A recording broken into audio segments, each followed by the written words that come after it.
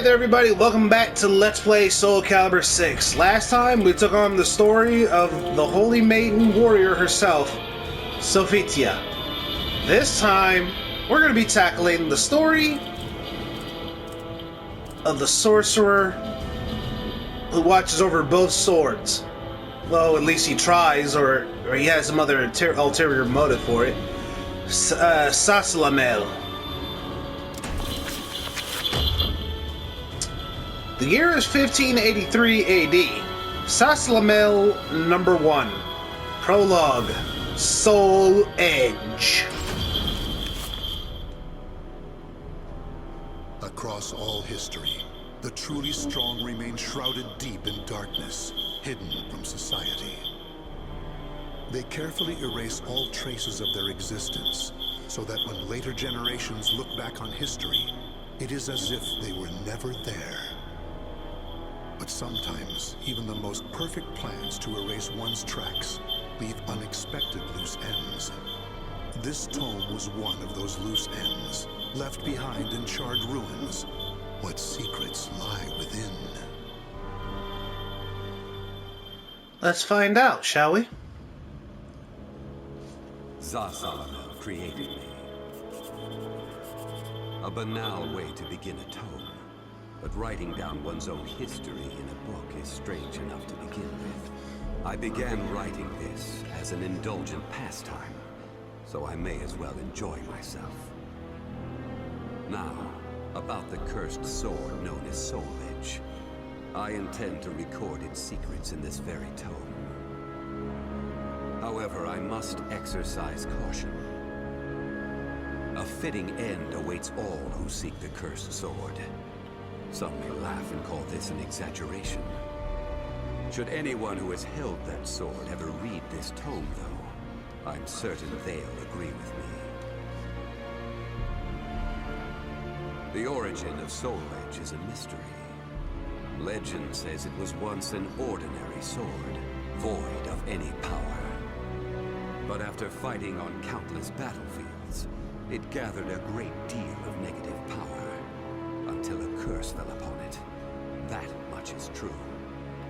All who took Soul Edge in their hands became slaves to the blade, murdering until they bled their last drop of blood. That is why so few know of it, despite its appearances time and time again throughout history. Until, that is, an age-long past, when there appeared a man with a mind powerful enough to resist the sword's control. He was known as the Hero King. The Hero King?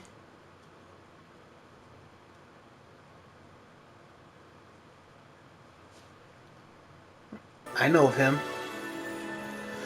The year is 1584 AD. Zasalamel number 2. Chapter 1. The Hero King.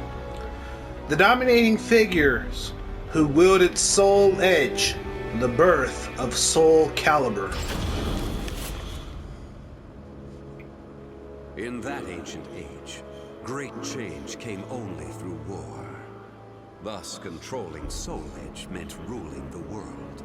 The Hero King, being the man he was, one could say it was inevitable that he would bring peace to this warring world. I won't record the Hero King's name here. Someday I may decide the time is right to reveal it, but that time isn't now. It is said the Hero King lost Soul Edge due to his jealous son. After the Hero King killed his son, the spirit sword Soul Calibur was born from the remnants of the cursed sword. Indeed, the cursed sword and the spirit sword both come from the very same steel. While the name Soul Edge is known to a select few, the name Soul Calibur is known to almost no one. There is a reason the spirit sword was never revealed to the world. What reason was that? The Hero King created the spirit sword, but the truth is that the Hero King risked his life and failed. Those who would carry on the dead king's wish and perfect Soul Calibur were to come later. They were known as the Guardians of the Spirit Sword. Like a thief in the night, they took the Spirit Sword and withdrew into the dark recesses of history. They told others of the Hero King's Spirit Sword, and that they were going into hiding to both prevent Soul Calibur from being used for evil, and to prepare for the threat of Soul Edge. Well, that's true. But something tells me there's more to the story than that. The year is 1585 AD. Zasalamel number 3. Chapter 2. The Aval Organization. The king who laid his hands on the Spirit Sword. The Guardians of the Spirit Sword only entrust Soul Calibur to a select few. One recent example was a king from medieval Europe. Born in Britain, the king used the Spirit Sword to rule a large swath of Europe. I'm skeptical as to whether the king ever truly existed, but assuming the tales are true, he was somehow connected with the Guardians of the Spirit Sword, from whom he received the blade. Also, it would be reasonable to assume the king fought with the one who possessed the cursed sword and won. After the king's death, though, no one knows what happened to the Spirit Sword. Perhaps we should assume it eventually found its way back to the Guardians of the Spirit Sword. But it should be noted that their power had dwindled greatly by that time. At the same time, there were those who awaited the second coming of the king. On the eve of the king's passing, a loyal knight set forth to find the Spirit Sword and restore the crown. That was the start of the secret society known as the Aval Organization. They hid themselves well for a considerably long period of time. Not even I learned of their inner workings until quite recently. Sworn to the late king, the Aval Organization sought the Spirit Sword, and secretly assassinated all whom they deemed outsiders. Those who were aligned with the Cursed Sword, or did harm to humankind. A deeper look, however, reveals there was some unrest hidden below the organization's seemingly unshakable exterior. Of course, every organization has some secrets. Question is, how damning can those secrets be? The year is 1586 AD. Zasalamel number 4. Chapter 3. The Evil Seed. The Cursed Sword's Quickening and its discharge of power. After slumbering in the shadows of history, Soul Edge was awakened by the pirate Cervantes de Leon. Cervantes attacked the ship of one who had won Soul Edge at an auction. He stole the cursed sword and became its puppet. Soul That much I remember. changes its form depending on its wielder. When Cervantes took up the cursed sword, it transformed into 2 blades. And after nearly 30 years of slumber, it caused that terrible catastrophe. Cervantes and the cursed sword were defeated by a female warrior, and one of the blades was destroyed. Shattering without coming in contact with the Spirit Sword was a first for Soul Edge. Immediately afterwards, the evil seed occurred. The evil within Soul Edge was unleashed upon the entire world. Why did the evil seed occur? What havoc did it wreak where it landed? Not even I have any way of discerning this. But one thing is certain. Ever since that day, the cursed sword's malfested kin have been swiftly multiplying. What does it mean to be malfested? It's extremely hard to define, for the resulting phenomena are so varied. There are those who undergo monstrous transformations, while others look no different from ordinary humans at first glance.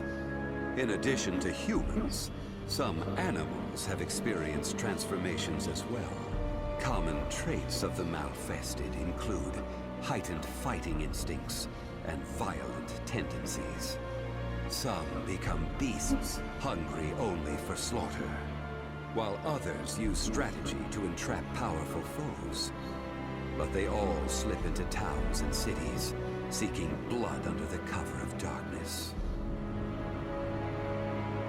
Sometime after the evil seed, the Azure Knight Nightmare appeared.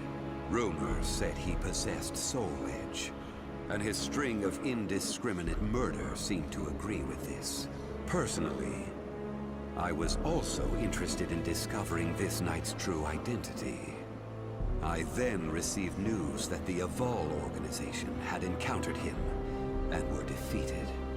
It intrigued me that there seemed to be someone in their organization deeply interested in the evil seed.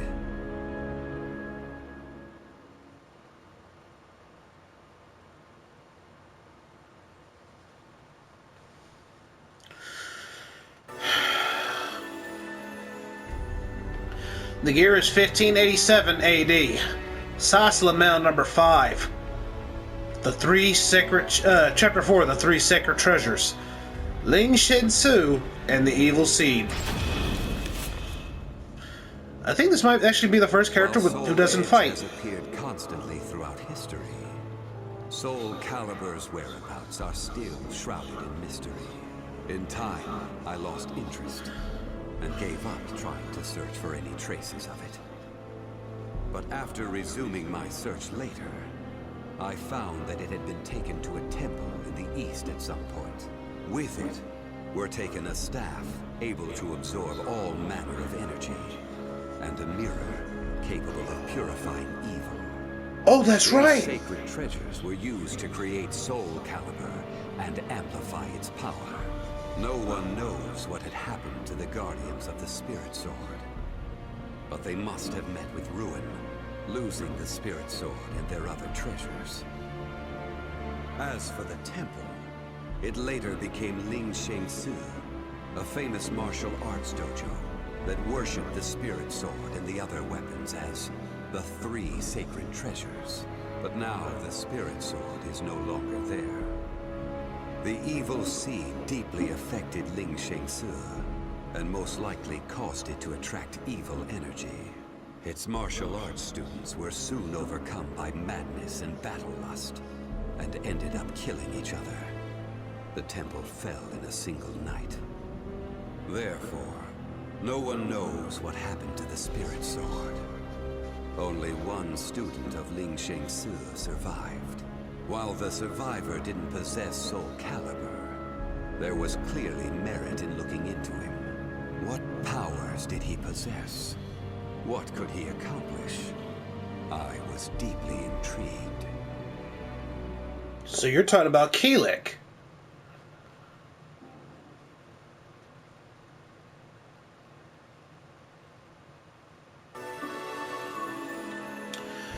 The year is 1588 AD. Zasalamel number 6.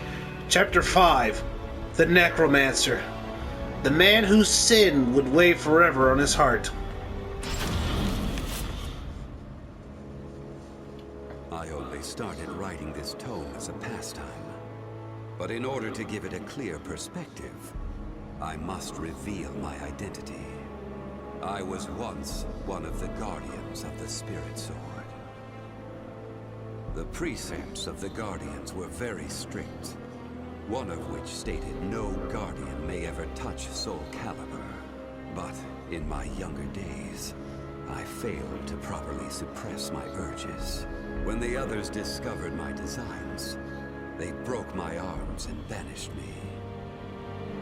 Amid my despair, I searched for a way to survive. What I discovered was the art of reincarnation. After a long period of training, I mastered the secrets contained within this lost wisdom.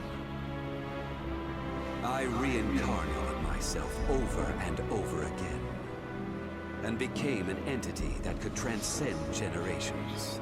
At first, I didn't realize the price I would have to pay for eternal life. For every time I reincarnated, I experienced the pain of death. It felt like my soul was being crushed. It is hard to put such pain and suffering in words. Indeed, I hadn't managed to completely escape death. No matter what one may accomplish in life, death remains inescapable. My bodies have lain in countless graves, but my soul will never rest in peace. So it was that I came to yearn for the final eternal death I could never have. And such desire began to corrupt my everlasting life. Gradually, I began to seek out death itself. And that's why you need both Soul Edge and Soul Calibur. Right?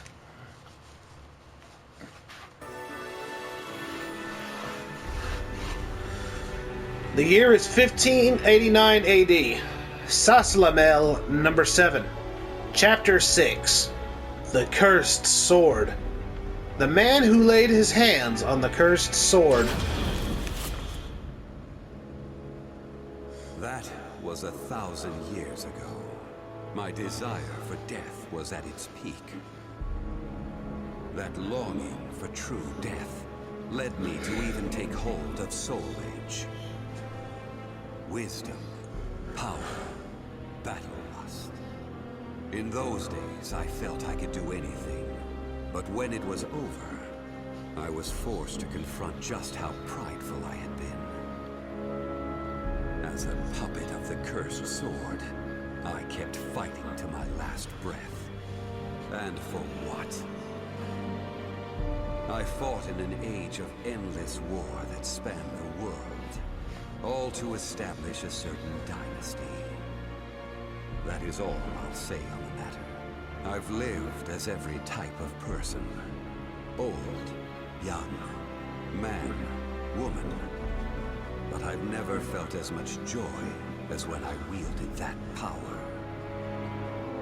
However, not even the cursed sword could free me from the chains of samsara. And so I died, and was born again into this world.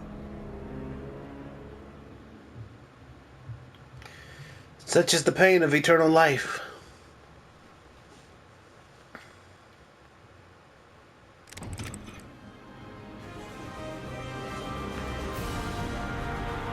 It's actually weird. It's like I said, he is actually the first character who does not fight.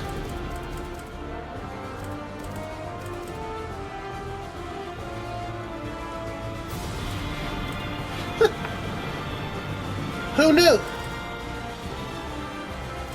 Ah, well.